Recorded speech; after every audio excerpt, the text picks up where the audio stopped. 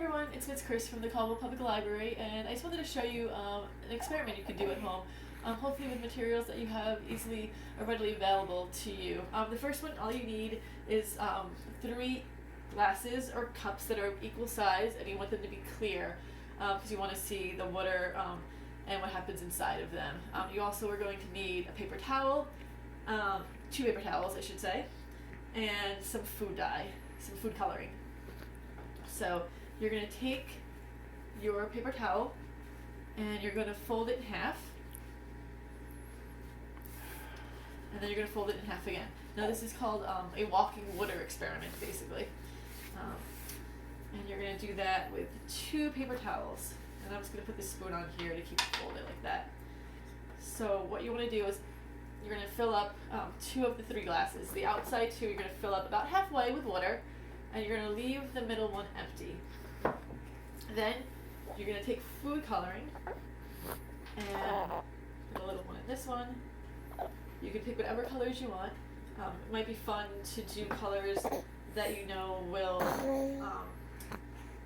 make a new color. So for example, yellow and red make orange, blue and yellow, yellow and green make blue, red and blue might make purple. Because what's going to happen is the water is going to travel from these outside glasses into the center glass, and then the color that is in the center glass will be the combined colors of the outside ones. So for example, again, yellow and red should travel into the center glass to make orange water. And as you can see right now, there's no water at all in this glass. So I'm just going to stir these 2 up a little bit.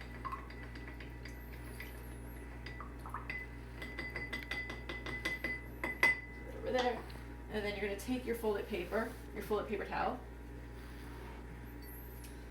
and just fold it over like so,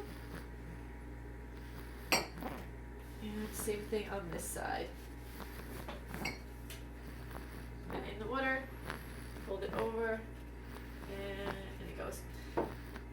Now it's just going to sit. You want to let this stay for about 24 hours. The water is going to travel up the paper towel, down into this cup, and the water is going to start to drip into the bottom, and it's pretty cool. Then you'll see the colors change on the paper towel as well. I'll post some pictures of previous experiment I did with this into the comments of this video so that you can see how it works. But it's something fun to do at home. And then another experiment that you can do with water. So I have celery stalks here. You can do this with whatever vegetable you really want to.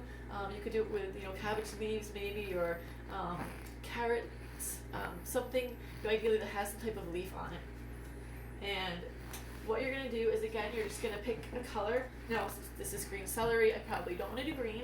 I want to do a color that's going to contrast with this celery, so that we can see how the water travels up the celery to give nutrients and water to the leaves at the top.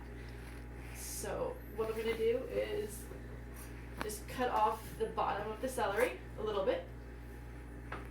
And again, we're going to put food dye into this.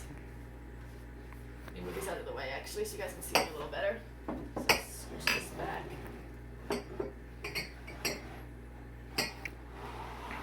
There we go. Move this a little forward.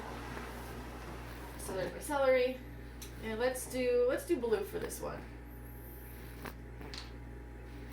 So put some blue food coloring into there, and again I'm just gonna stir it a little bit, mix that color in,